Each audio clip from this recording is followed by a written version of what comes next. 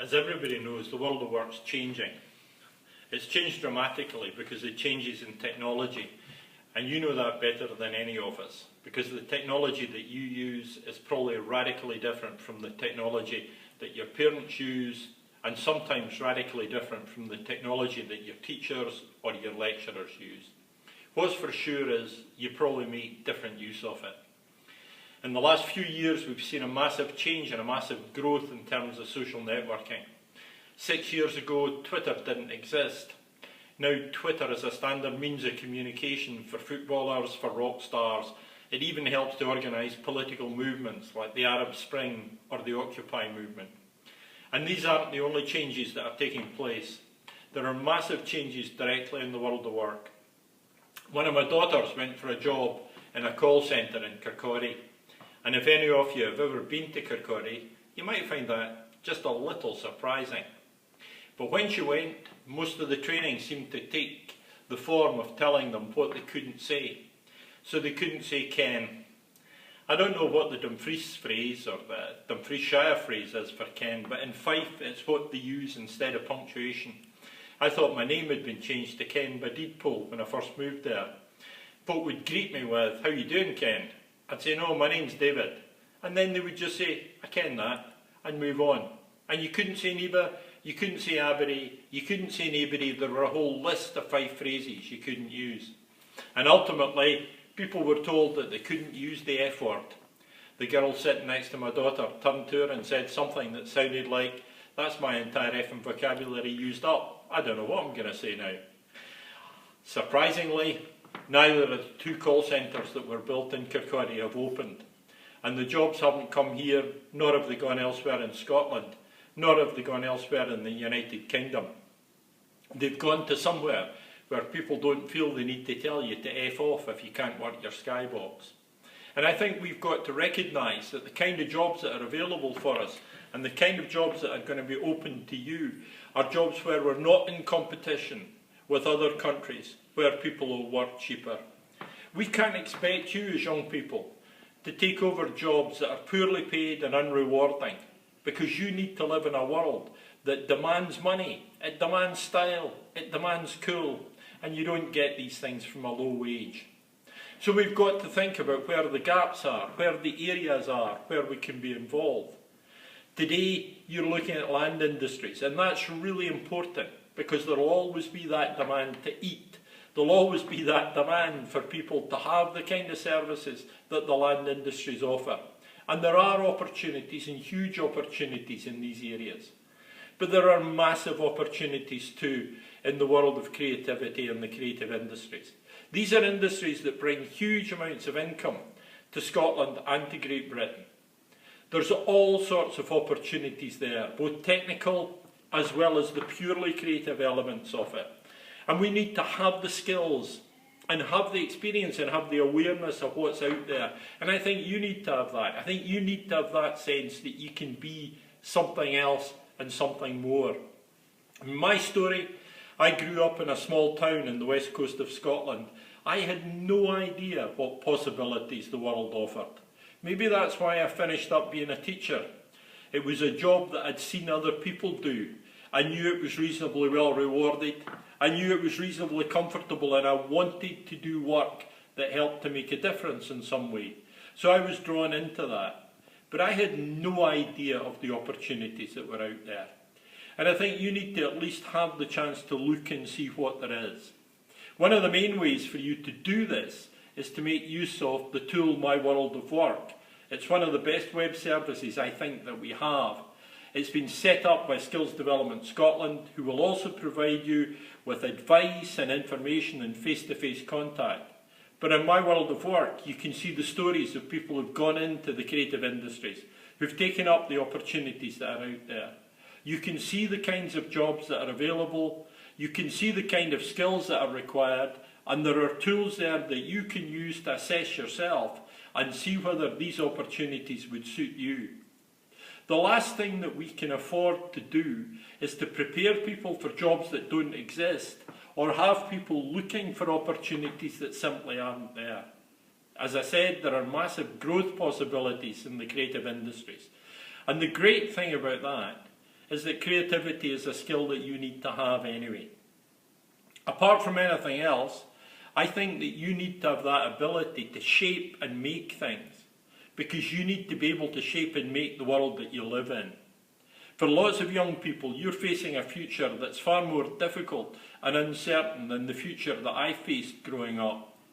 You're going to be dealing in a world with real environmental challenges and real opportunities to try and overcome them.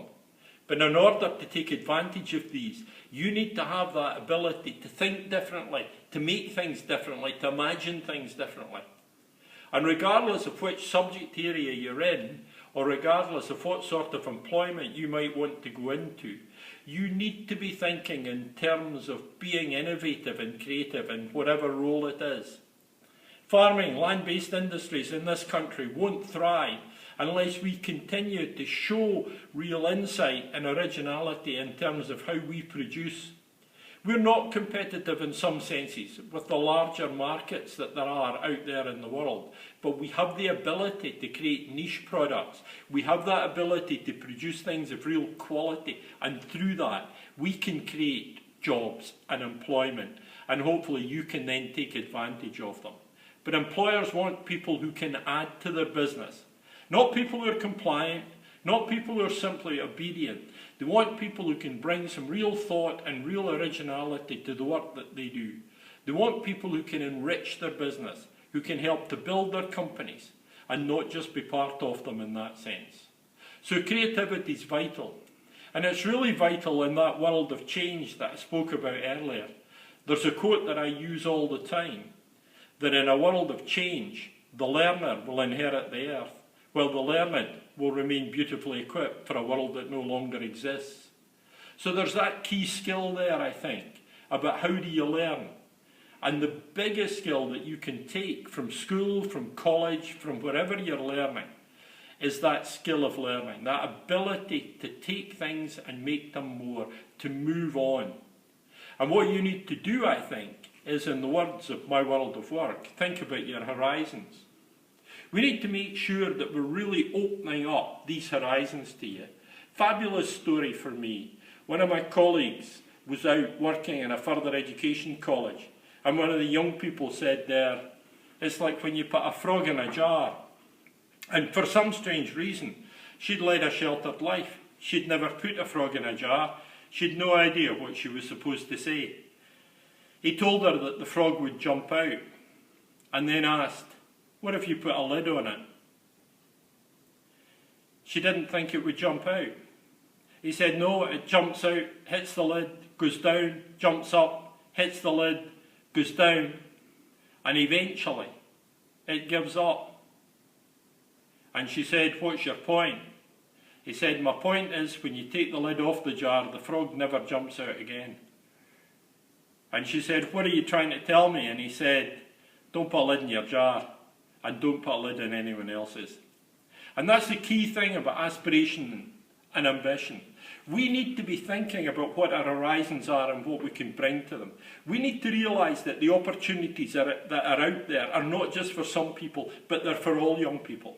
We need to recognise that there are young people in Scotland who've gone into the creative industries and gone in a relatively straightforward capacity and then have made so much more of themselves.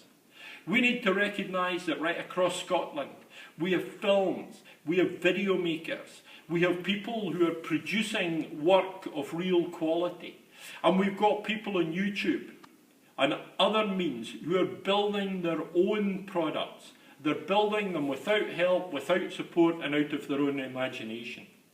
We've got a fantastic gaming industry in Scotland, where again we have a worldwide reputation for the quality of work that we do. There are real chances and changes here. And they're not just for people in Edinburgh or people in Glasgow, they're for people in Dumfries and Galloway, because often these are opportunities that you can find from your own home and within your own community. Calvin Harris, I think, if I'm correct about it, comes from around here somewhere. And there's somebody who built an entire career in creative industries, but did it his own way. He didn't do it by going out and gigging, as most people have done in the rock business or the music business or whatever else. He built up his career using MySpace, using YouTube. He built it up, and then he emerged almost fully formed. And now he gets to play with Rihanna. For me, that's an ambition worth having. That whole idea that you can take and shape your life through that use of creativity, building on the skills, as I said, that you need anyway, all of that I think is helpful, I think it's productive, I think it gives a sense of direction. And the biggest thing for me is, as young people, you mustn't ever let other people put a lid in your jar or try to define who you are or what you are. You need to take the opportunity to find out who you are and what you are. To use some of the tools, and I mentioned My World of Work, that will help you to build a picture of that, help you to understand your strengths, help you to understand what you might bring to employment, and then to move on beyond that and see where the opportunities are. I think you're very fortunate here in this particular area, because you're dealing in a situation where all of the main agencies, schools, colleges, universities, employers, all want to work together to make a difference. We've had people talking about Dumfries as a learning town, and I think that's a really important concept. What they're trying to do is to create a real opportunity in the senior phase of your education, so that you can move between different institutions, different organisations, and take different pathways. Where you can add into that mix your own learning, using the tools, techniques and the technologies that you've got available to you. Not to go down straight lines or get caught up in tram lines. Not to be pushed through and churned out like some kind of compliant sausage that will fit into some giant sausage machine. You've got the opportunity to pick a path, but the path will be there for you here. And I think the task of today is to find out where these opportunities are. The opportunities to learn, and then subsequently the opportunities to work. It's a great opportunity. I think it's a great day. I hope it works out for you. Thanks for your attention.